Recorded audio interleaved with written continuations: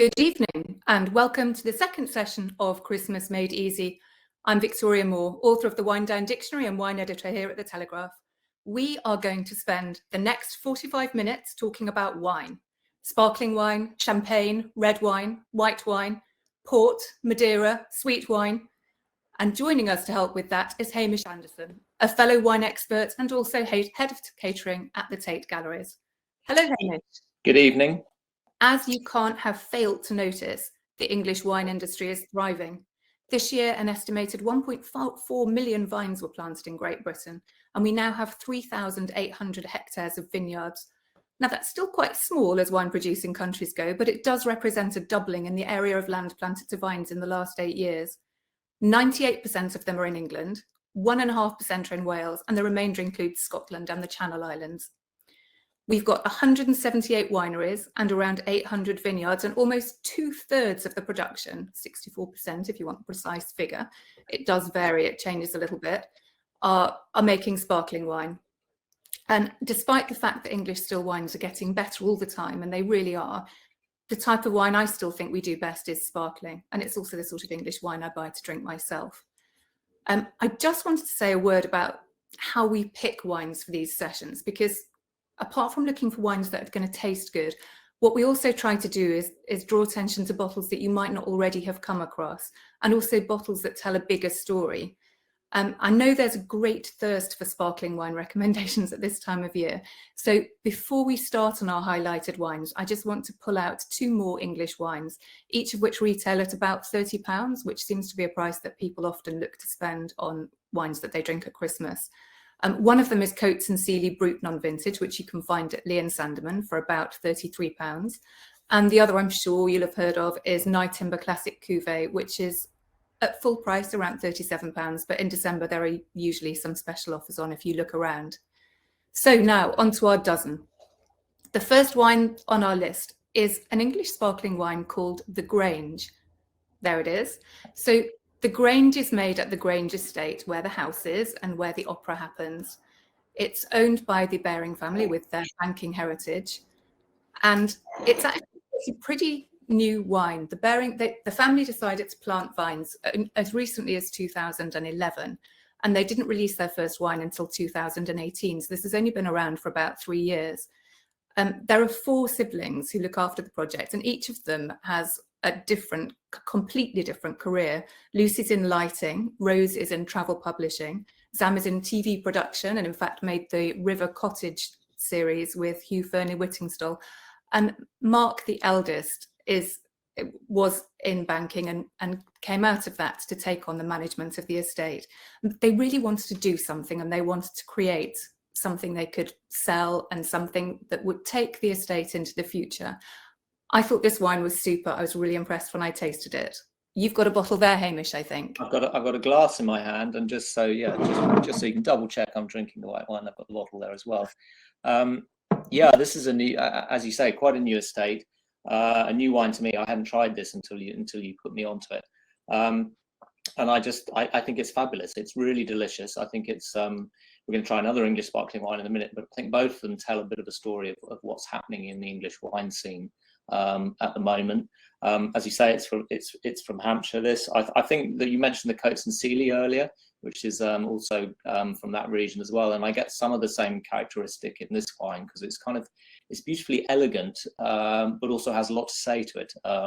It's got a sort of softness and gentleness to it, which can sometimes, you can come that across as being a bit simple, but this wine isn't simple at all. It's just very pretty, elegant, and it's got this lovely kind of sort of length and depth to it. I agree. I think it's elegant too, and it's actually at the moment it's not made at the Grange. It's made at Hampshire, as well as making wine under their own label. Do a lot of what's called contract winemaking. So it's made there by Emma Rice, but they are building a winery at the moment, and so soon it will be made on site. I'm glad you like it. No, I think it's fabulous, and I think I looked it up. I mean, I think which is quite similar to the Cotes and Sealy as well, in the sense that this wine I think is only about half Chardonnay, but I often find these wines from Hampshire, when you taste them blind, you actually think they have a lot more Chardonnay in it. We're going to taste Blanc de Blanc next, but they sort of feel like they've got a lot more of that Chardonnay character to them. So I think there's very much that, there's the regionality coming through in this wine as well, which is a nice sort of, I think we'll hear a lot more about that in English sparkling wine in the future. Yeah, it's been quite difficult to get the regionality, hasn't it? Because of the habit of a lot of wineries of buying in grapes from elsewhere and where they've come from. Yeah.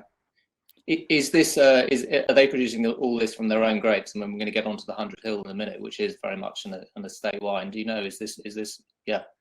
They are, and in fact, they're not even using all of their own grapes at the moment. They're using about half their own grapes because they didn't want to overproduce. So there's still some headroom for them to produce a little bit more wine.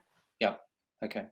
Yeah. Okay. Should we go to the 100 Hills? I've got 100 Hills. You've got the 100 Hills there. I'm a bit jealous because I was really excited to taste this wine when I tasted it. It was one of the first physical tastings I went to when lockdown ended. And it's as you can see, really pitching at the top end of English sparkling wine. It's £63. It's from Stanary Wine. For those of you looking at it on screen, we've got a little typo there. It's Stanary, A-R-Y, not E-R-Y. If you are looking to buy some, and I would do. So I'd heard a little bit about this estate, and I remember we were talking about when we were selecting the wines from this. You'd also heard about it. It's a sort of estate that's making a bit of a noise, even though it hadn't really released a lot of wine. It's an estate in Oxfordshire, pretty close to Henley, so sort of southeast Oxfordshire. A couple, Stephen and Fiona Duckett, set up and planted in 2013, but it's kind of, I've read a couple of articles about them, and I know you spoke to Stephen, but when you sort of look through the process that they went through to arrive at this vineyard, I mean, it's to me almost a kind of leap in what people are trying to achieve in English sparkling wine, because I think it's safe to say that they spent a lot of time looking for the best site, and they really wanted to make a comparison to Champagne. They were looking for a Grand Cru site in the UK. And this, I think, 16, they made a wine in 16, but this is really their first kind of proper release, and I just think it's really beautiful wine. It's beautiful. I thought it was really elegant again, but I love the creaminess and it has real poise.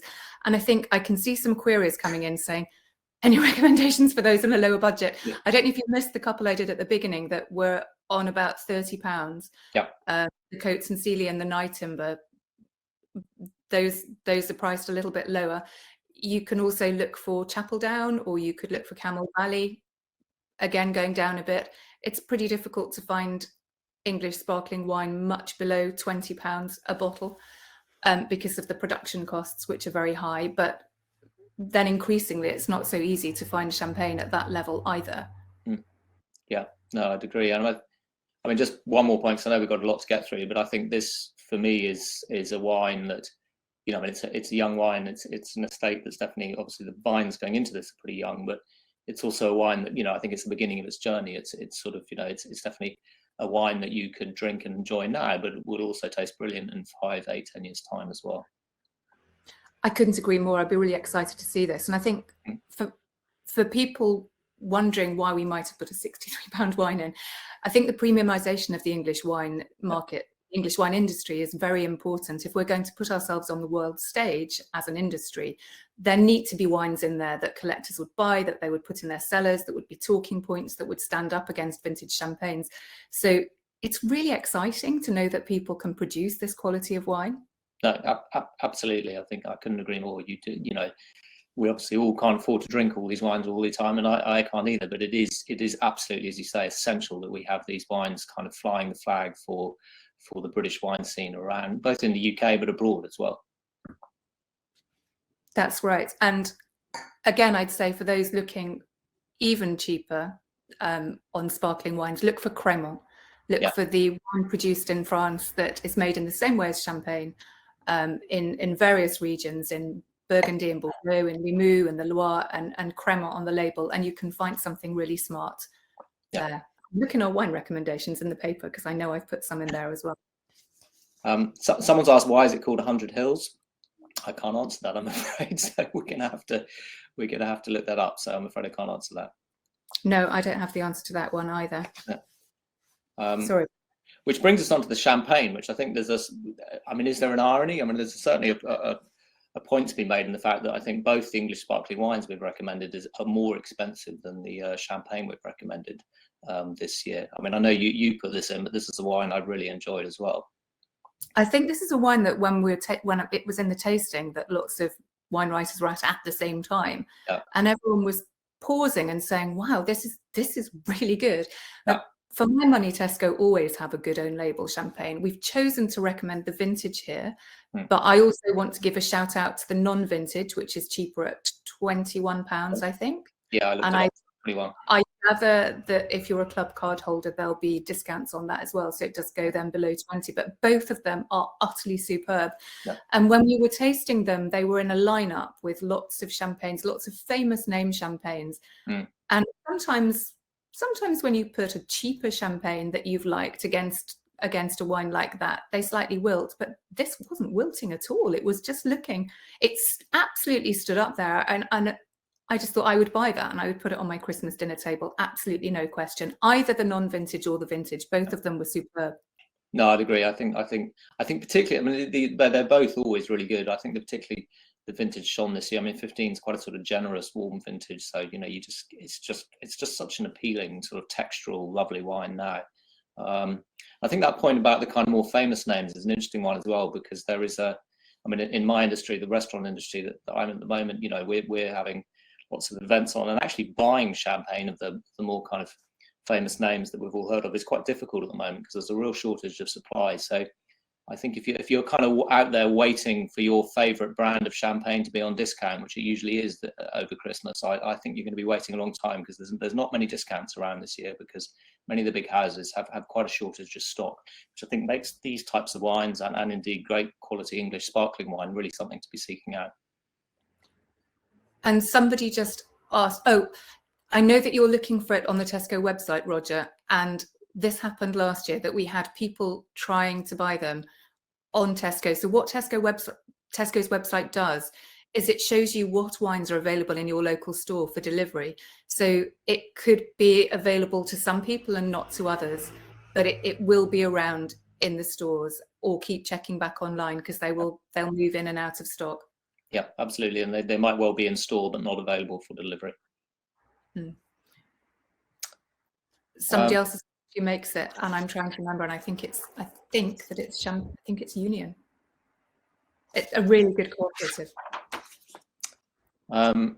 Brilliant. So we were going to move on to the reds now, I think, weren't we? Yeah, let's move on to the reds. So the first one. Yeah. So the first one is a Beaujolais 2020 from Brouilly, so one of the sort of Cru villages in Beaujolais. It's a Sainsbury's own label, so Taste the Difference range, but made really by one of the sort of top producers there, Chateau de Pierreux. And again, just kind of taking a step back, I mean, both Victoria and I, when we were tasting, coming to all the press tastings this year, it was really some of the first tastings that we'd all been to in person. And I went to the Sainsbury's tasting, and I was sort of tasting along a line of wines. And this wine just completely stood out for me. It was just so brilliant, because I think a lot of the own label wines, particularly from some of the more famous regions, can often be, you know, good, serviceable, kind of okay, and you kind of put a tick and you go, yeah, that tastes like it should do. But I got to this wine and it just tasted, you know, streets ahead of what I was expecting it to taste.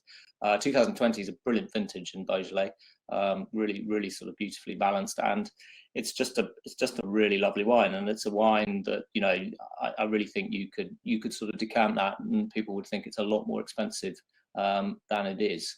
I think we're going to taste some wines later from those sort of, you know, own label regions, from sort of the less fashionable regions, often deliver really high quality, and Beaujolais is on a real renaissance at the moment, but it's still not a terribly fashionable region. I'm really enjoying that resurgence, because last week we had the Beaujolais Nouveau Day, always the Thursday in November, and I remember that from my childhood as a day when pretty dreadful, quite palate stripping wines would be drunk and then never bought again. But it's become now a real celebration of the region. Yes, people use the Nouveau Day as an excuse to celebrate wines like this that come from the Crus, and this resurgence of a more artisan style of winemaking that you find in Beaujolais now. And also I'm enjoying the fact that quite a lot of winemakers from elsewhere in Burgundy, very highly respected ones, are now buying land in Beaujolais because they feel that there's more potential and it's cheaper than the land in the rest of Burgundy. Yeah. So I agree. You can get just really fantastic wines there. Yeah, no, absolutely. We are now, we'll move on to the next red because I can see that clock ticking. The clock's ticking away, isn't it? So this is from a producer, Wynns, and a region, Coonawarra, that would normally be more known for its Cabernet Sauvignon. And the Cabernet Sauvignon is excellent. I actually happened to have a bottle of Wynns Cabernet Sauvignon next to me and I was drinking it. It was one of those wines I opened to taste but ended up drinking because it's just so good and it has so much character and personality. But this was one that you spotted at the Majestic tasting, Hamish.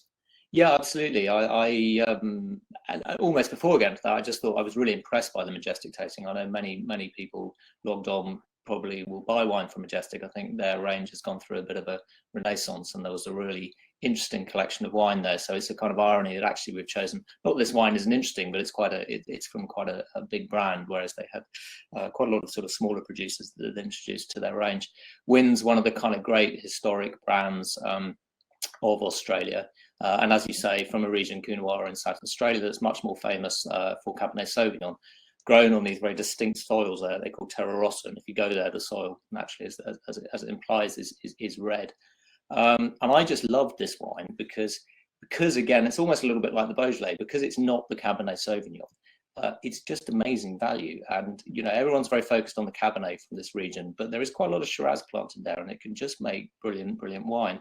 Well, in fact, I don't think there is any kind of there's none of that kind of sort of more historical idea of big, heavy Australian Shiraz. This is quite an elegant wine. It's got that kind of sort of spice that sometimes you associate more with the kind of Shiraz or Syrah grown in the Rhone Valley.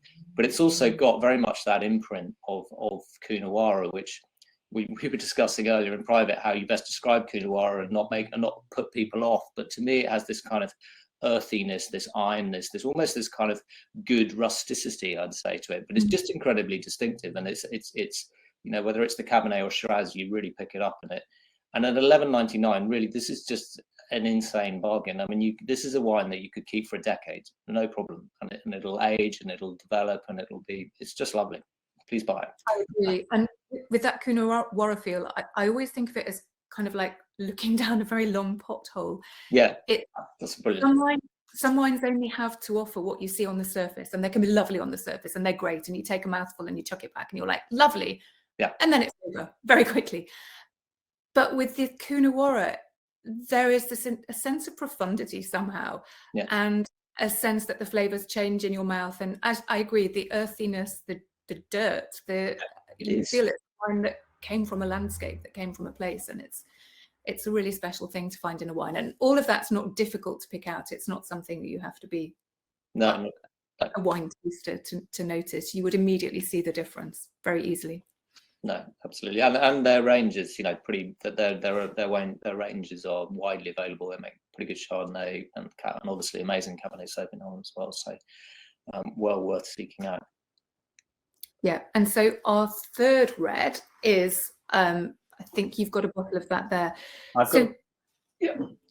Again, this is a more expensive one, but we picked it to represent a whole range of wines from the co-op. A lot of my friends will say to me things like, I go shopping to Waitrose for wine because it's a treat and we want to go to the best place. And yes, Waitrose does have some lovely wines, but please don't imagine that other supermarkets don't too. And the co-op has, you really wouldn't perhaps expect it, but it has a simply superb range of claret, of red Bordeaux at all prices. So we could have picked a couple of wines at under £10. There's one called Jouanin, my French accent's terrible, I'm sorry, from Castillon, which is the kind of more fruity, the sort of more fragrant, the sort of softer flavors. We could have picked one called Clos Montalbanie from just outside Bordeaux. Actually, it's another appellation, but it tastes like Bordeaux. It's a similar blend of grapes, and the Castillon is £9 a bottle. The Clos Montalbanie is £8. Moving up, the co-op has these other wines from what we call Petit Chateau, from very recognizable names like Senejac, like Chateau Beaumont. They come in between 10 and 20 pounds. And I picked this one to show because this is a really smart red Bordeaux. It's from Saint-Estèphe, which is in the Médoc, and it has the polish and the kind of dark fruit that I'd expect from a wine from that area. But it's not over extracted, it's not overdone. It's from 2015, and vintages really do matter in Bordeaux. I know that switches a lot of people off, but it was a lovely, big, warm, ripe vintage, but making wines with also good structure. And you can drink it now, and it will improve when you decant it. But there was a lovely story in Jane Anson's book about this chateau, which was that when they were drawing up the 1855 classification of all the chateaux in Bordeaux, which is still used today and determines whether you're a first growth, a second growth, a third growth, whatever, Beau-Site decided not to bother sending any samples into the steering committee because they were selling all their wine to the English, and they thought, we don't need any extra marketing, we don't need to pay for that, so we won't bother. So they didn't get entered, but it's a super wine. You're enjoying it, I hope so. Oh, absolutely. I mean, it's interesting. We have 14 of this in our cellar at Tate, and I've drunk that. Actually, it's showing 14 on the label there, which isn't. We were actually recommending 2015. And again, going back to your point about how vintages really do matter in Bordeaux, and they do. And I've drunk the 14 quite recently, which is a lovely vintage as well. It's a vintage I really enjoy. It's quite classical and probably a little bit more, not elegant, but it's just different to 2015, and drinking really perfectly now. And I haven't tried the 15 before, so it's a pleasure to try it. But as you say, it's really open, and it's not that it's going to fall away at all, and it will certainly improve. But I'm surprised how sort of beautiful and delicious it is now. I mean, I decanted that and put it in a decanter about an hour ago or something. And it's just got this lovely kind of sort of dense core of fruit, but really, approachable and soft tannins, which some 15s are in a kind of, quite sort of tannic stage at the moment, but this is not that at all. And it's just an absolutely lovely wine. I mean, I was looking up the blend of it. I hadn't realized actually that it's these wines can have a sort of a higher proportion of Cabernet Sauvignon in it, which makes them a little bit more structured. This is about 60% Cabernet Sauvignon, and the rest being sort of Merlot and Cabernet Franc, which I think accounts for that kind of sort of some of the generosity and the easiness that we're getting in the vintage here. But it's, as you say, a really beautiful wine, and well done co-op for sourcing it. And they've done a really good job at those other wines you mentioned like Senejac and Beaumont. It's not just the most recent vintages that they have. They're able to, I don't know where they get them from.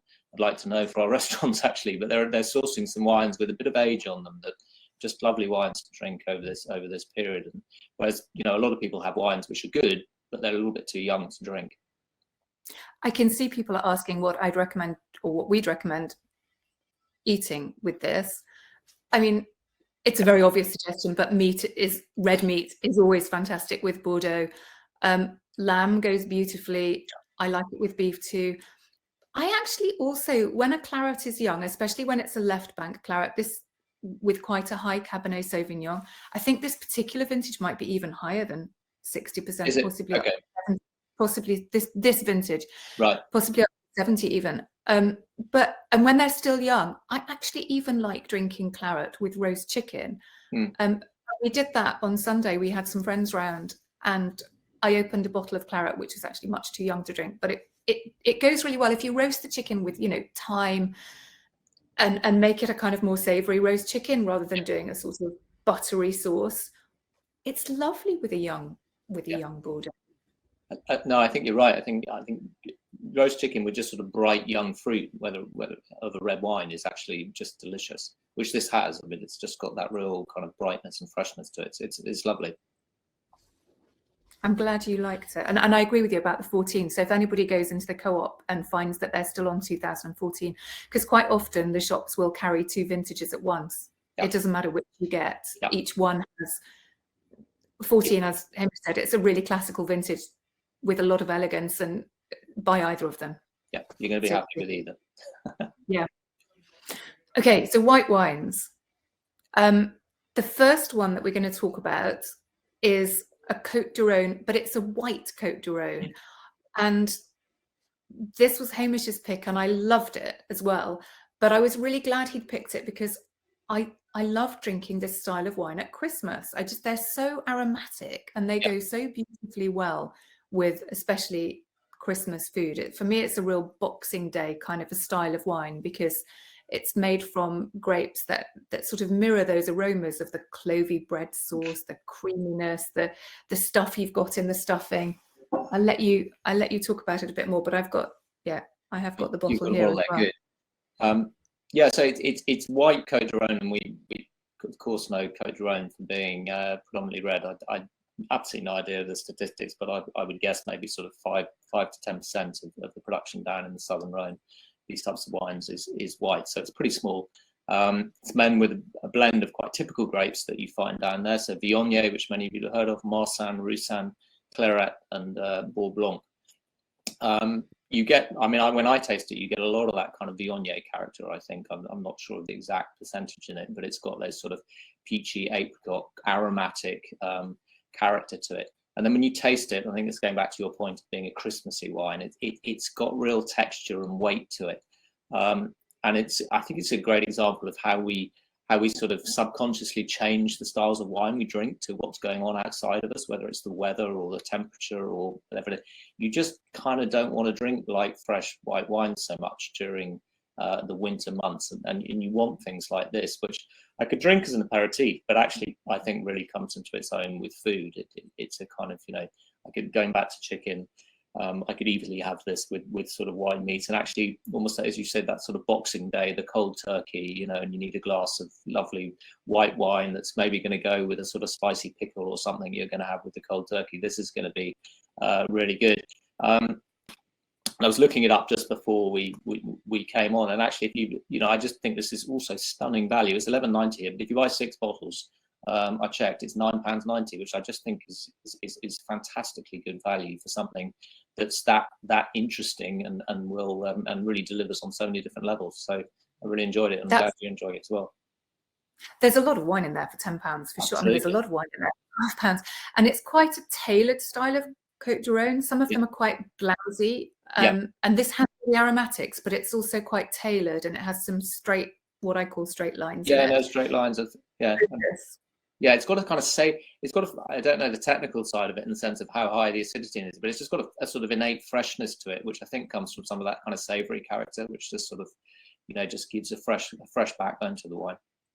I agree. I can see somebody talking about the co-op and saying finding wines in the co-op is a nightmare. That's Bridget. Yeah. I do get a lot of readers emailing to say that exact same thing. I'm really sorry about that. It is difficult, and you do tend to need a large branch to find the gems. I think they might have a helpline that you can call to see if you ask them about a specific wine, to see which of your local branches has it. But they do generally have a very good wine range. So there are a lot of wine gems in there, and I know it's very frustrating that you can't order them online, because I think they do really well if you could, but maybe they wouldn't be able to buy such good wines if they were selling even more of them. I'm not sure, but they are tricky, but worth hunting down. I'd agree. Definitely. It's worth the effort because they're good value as well. They are. So our next wine is, talking of refreshing wines and not necessarily wanting them in winter, but sometimes you do. Sometimes you want to go to the fridge, open it up, and have one of those wines that's like sticking your head out of a ski lift window, and just getting that blast of cold freshness and waking you up. That's generally how I feel when I switch my computer off at the end of the day anyway. And nobody in this country seems to buy much Riesling. And I have a lot of friends who've migrated to Australia, and all the former Sauvignon Blanc drinkers have moved there and now buying Australian dry Riesling. This is a dry style of Riesling. Like Sauvignon Blanc, it's really high in acidity, which the other way of saying that, which sounds a bit nicer, is to say that it's incredibly refreshing. And I just find this style of wine such a pleasure to have in what you might think of as the gin and tonic moment of the day, the kind of unscrew the cap, get that lovely citrus blast of freshness, the lime zest, there's a little bit of mandarin zest there, the lemon, the kind of slight sense of lilac. And it's just a beautiful aperitif drink. and it's only £10, which Yeah. is really good for the quality of the wine. No, I'd agree entirely. This wine feels like it hasn't changed price for years. Actually, I don't know how they do it still at £10. It's really, It doesn't just feel like it; it really hasn't. Tim Adams is one of the, Clare Valley. There are some, that's where some of the really great Rieslings from Australia come from, and the top ones are expensive wines, and this isn't. And it's not too dissimilar in quality to some of those really famous names like Crosset and things like that. I think it's just a stunning wine. And again, a little bit like the Wynns, we sort of, think about these wines as sort of, simple and easy, which they are. They're lovely, kind of refreshing state this wine's in now, but you could easily drink this wine in 8-9 years' time, and it will develop a whole load of other characteristics as well. I remember once going to a tasting of an aged Jacob's Creek Riesling, and it was absolutely unbelievably good. Yeah. Jacob's Creek also makes super Riesling, really beautiful, that also ages, but not many people realize it. Yeah. But yeah, totally agree. So the final white is a Chardonnay. We were actually looking, this isn't quite the wine we were intending to recommend, but it is from the same producer. So Cumio River Estate is in New Zealand. It's in just outside Auckland, and it specializes in Chardonnay. Now, every single wine they make is good. We were going to recommend what they call the Village Chardonnay, which is £10.50 a bottle. But guess what? It sold out. So we went up to the next level, which is, as well as being at Woodwinters, is also available from the Wine Society at £20 a bottle. So if you're Wine Society members, it's well worth looking for it. And I love Cumio because they're wines that you can give to Burgundy lovers. I remember having a Chablis producer around for dinner once, and I gave him one of the Cumio River Estate wines blind, and he was really annoyed that it wasn't French. Yeah. And they have that, they have the subtlety, they have the gentle nuttiness. This one has that kind of slightly cashew nut taste you get. And I think it's a particularly good option now because it's getting quite tricky to source Burgundy at decent prices. I was going to ask you about that, Hamish, because I'm sure you're looking at Burgundy for your restaurant wine lists. How much trouble are you having finding white Burgundy at the moment? It's easy to buy it. It's just not. It's not easy to buy it at the price you're historically used to buying it at. It's just the demand for it is growing and growing each year. And we're about to come into a really short vintage for Burgundy, so people are adjusting their prices based on the fact that they know they're not going to have much wine to sell next year. So I think wine estates like this and other great Chardonnay and indeed Pinot Noir producing estates in the New World and indeed in Europe are really sort of coming into their own. I was reading a tweet, and I can't remember which wine commentator it was about Cumio River the other day, because Cumio River we always talk about it in the light of Burgundy, because I think even 20 years ago when people were making in Australia and California slightly richer and more sort of what that sort of more stereotypical style of New World Chardonnay, everyone went, oh, Cumio River, it tastes like Burgundy. And they've kind of been amazingly consistent in producing these elegant, beautifully balanced styles of wine for a long time. While we shouldn't say it's Burgundy because it doesn't taste like Burgundy, and it is from New Zealand, just outside Auckland, it just stacks up so well in terms of the quality price ratio you get when you put this next to Burgundy at the equivalent price point. They just make brilliant wines and make 3, I think 4 now single vineyard wines, which are also fantastic. And as you say, that village wine is amazing value, and I'm sure it'll be back in stock again soon. So it's worth looking out for. And the price, there are also all sorts of price hikes happening in Burgundy. I noticed recently that one I was about to recommend had gone up from $11.99 to $13.99. This was a white Burgundy, pretty much overnight. Yeah. So I'm having to start looking harder, but it's worth looking at places like Margaret River, places like South Africa, who are making, Australia, who are now making these very good restrained styles of Chardonnay that, if you can't get hold of the Burgundy you would normally buy at the price you're wanting to pay for it, you can nip in there. Before we move on to the sweet wines, I'm going to read out one of there's a question that we had in beforehand. Do you think wine fridges are needed or an unnecessary luxury? your answer would help decide whether to get one or not as a Christmas gift.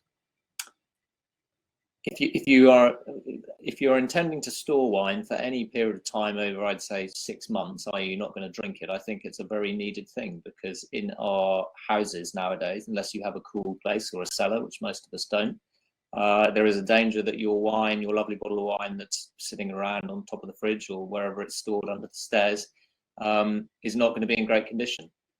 So if it's something you can afford and you have space for it, it's a really worthwhile investment, I think.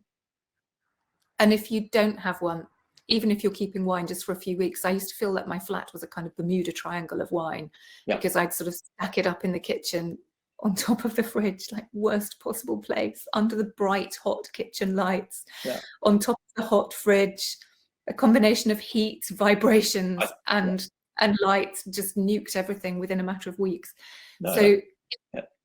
If you don't have a wine fridge to store wine in and you're keeping it even 3 months, I would say, try and find a room with no external walls, or don't put it by a radiator.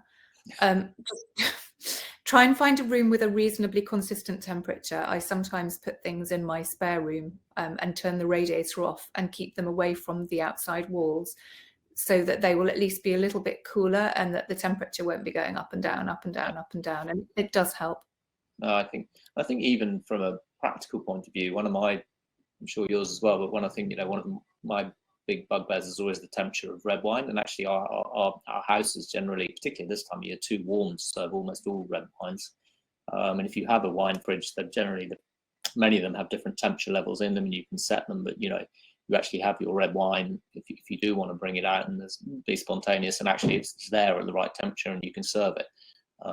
Whereas I often find myself, sometimes I have a bottle of wine on the side, maybe even some samples that sometimes this year, and I've put a lot of the red wines in the fridge for 45 minutes before I taste them, because they're too warm otherwise. I do the same thing, and they just taste a lot better when they're fresher. It's so much better, for sure. We should move on to the sweet wines. 7 minutes. I know, minutes, 3 wines, you can do it. The first wine, this is Aldi's specially selected Sauterne, and I just think it's a ridiculous bargain. It's made by Chateau, which is a producer with a very good reputation, not just a good reputation, a deservedly good reputation. I could hardly believe it when I saw that they were making Aldi's own label Sauterne, and I actually said to the Aldi buyers, how did you get this? And they just said, well, we just call in everything we want to taste, because why wouldn't we? And they said this stood out an absolute mile on the tasting table as being the best wine. So we bought it. And there it is at £7.49 for half a bottle, which is probably the best value Sauterne you can find anywhere. It's frankly mad that they can sell a wine at this price, I think. I mean, it's mad and actually slightly sad, because it's a reflection on how unfashionable these wines are from this region nowadays, I think. There is a struggle for even the top estates to be able to sell all their production. So we as consumers are reaping the benefits of that in some of these wines. And yes, it almost follows on a little bit from the point we were talking about the Brouilly. I do think that, as a rule, if you sort of almost take the most unfashionable regions and go to people's own label wines, they are generally of it's not always the case, but of a higher quality than maybe the fashionable regions. How would you drink this, Hamish? How do you serve Sauterne in the restaurants that you look after? Well, people still obviously want to drink it at the end of a meal with dessert. I actually find particularly this, which I think is quite a rich wine, and it's also got quite a lot of complexity. I mean, personally, I like to drink it almost instead of dessert, partly because I'm not a massive sweet dessert person. I'll generally choose cheese over dessert. So by the time I've eaten cheese, I'm full. So, but it also goes, I think the slightly lighter vintages in this has got, for me, a reasonable amount of botrytis, and so it's quite heavy. So some of the slightly lighter wines actually go brilliantly with sort of pâtés and that type of thing. But I'm always, everyone goes they don't like sweet wine, and then when you actually serve it to them, they love it. So I kind of always sort of whip out a bottle of sweet wine at the end of a dinner party or a meal or something, and I'm going, no, I won't have that. And the bottle always goes. So I think it's just, we need to we all do like sweet wine. We just need reminding of it sometimes. That's such a good point. It's the wine that everyone claims they don't like, but you're right. They always go for it, and they always come back for seconds then as well. We need to remember in advance that we want it and buy it. Yeah. Which probably leads us on to the next wine quite neatly as well, because it's a similar story. So the next wine is the finest reserve port from Booths, which is made by a producer called Quinta La Rosa. Victoria's got the bottle there and the bottles on. You've got a picture of it up there. And look at that. For want of repeating ourselves, this is almost the same thing. This is a really great estate in the Douro, producing a really fabulous port for an own label port for Booths. There's a nice story here actually, because Edwin Booth, so Quinta La Rosa were one of the first single estates and one of the first sort of single farms to go on their own and make port on their own, rather than sell all their production to the larger estate, to the larger port houses like Taylor's and things that you've all heard of. And they started doing that in the late 80s. And the story goes that Booths, Edwin Booth, who was the wine buyer then, placed an order for one of their first wines. And so Quinta La Rosa have been producing their range of port pretty much ever since. And they make a beautiful tawny and everything in this range. The tawny, yeah, I mean, sorry, you were going to say something about the tawny.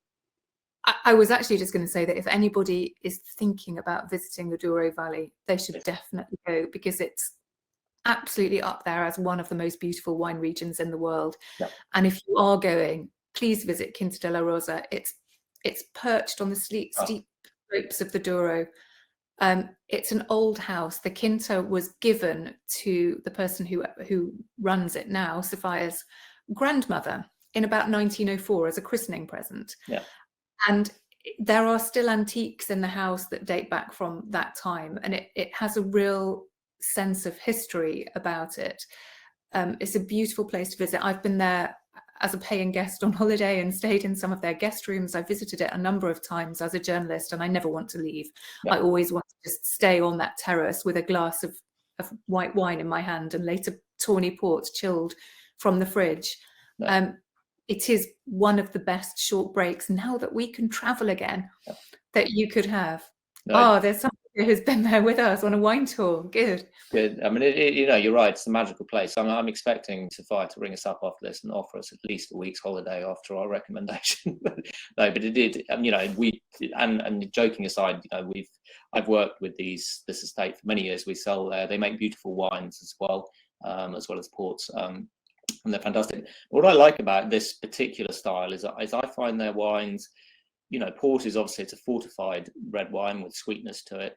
And actually we often just sort of kind of think of it in that band, but there's actually quite a big bandwidth within port. And I think Quinta La Rosa produces sort of more elegant style, of course, sort of more floral, fruity style, which I think in this day and age, the sort of bigger styles of port, I find less moments that I want to drink those styles of port, whereas these like sort of more elegant styles of port, I think just sort of fit more occasions.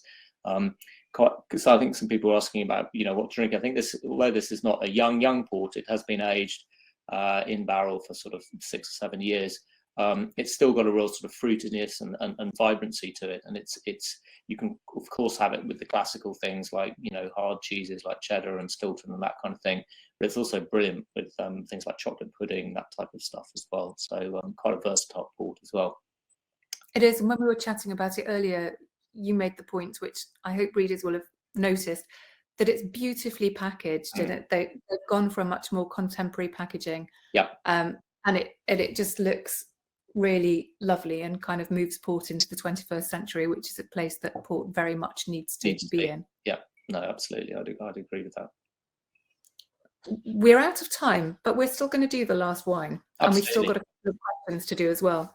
Yeah, we need to. So this was one of my recommendations. So we've sort of gone through, we've gone for 3 very classical sort of, sweet and fortified wines this year. I think that's the sort of, post-pandemic, we're sort of honing back to those kind of classics. So classic Sauterne port, and we're on to a Madeira here from one of my favorite producers in Madeira, in Bordeaux.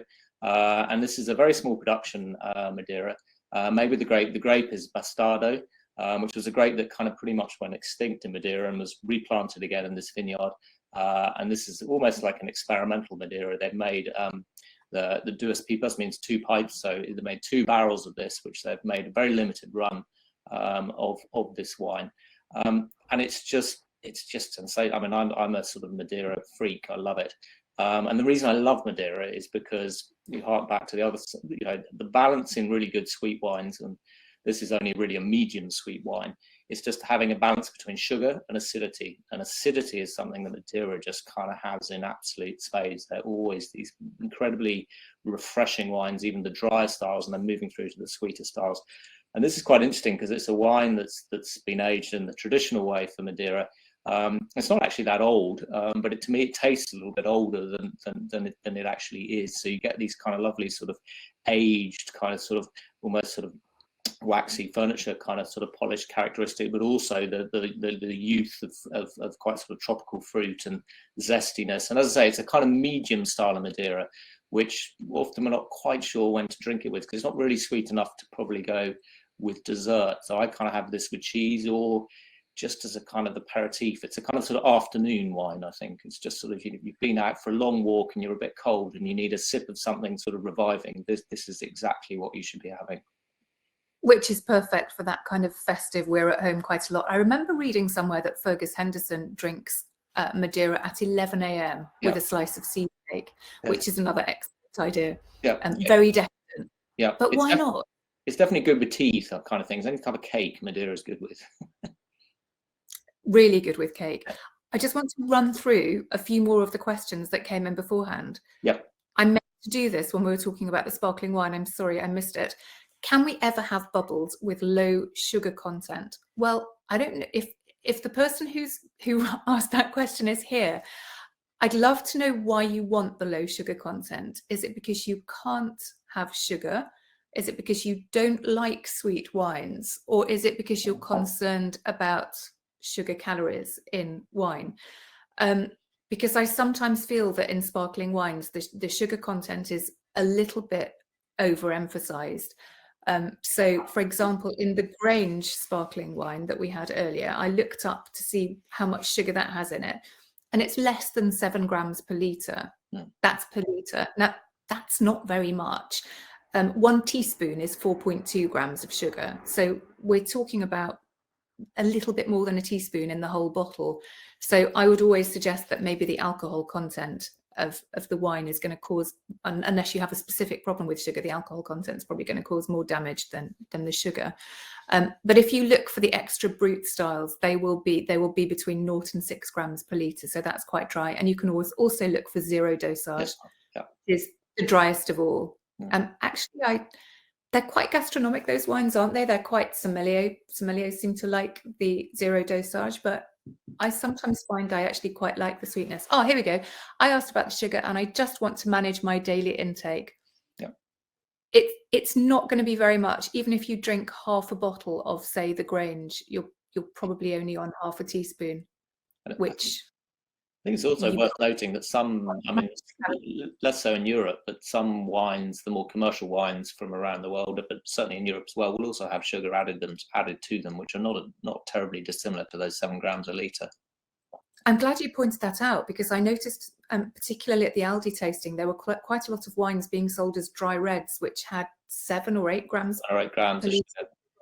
So they were actually quite a lot of them on a par with the sparkling wines. So they're adding it for the same reason, to give that kind of roundness and perception of fruitiness, and sort of just make it really easier.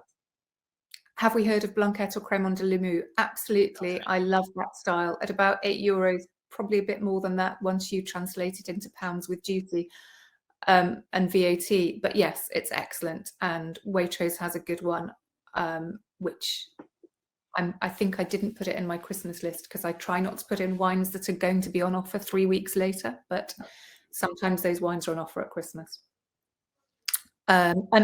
We haven't done the no alcohol wines. We had some requests for no alcohol options. No alcohol wines, avoid. Don't go there.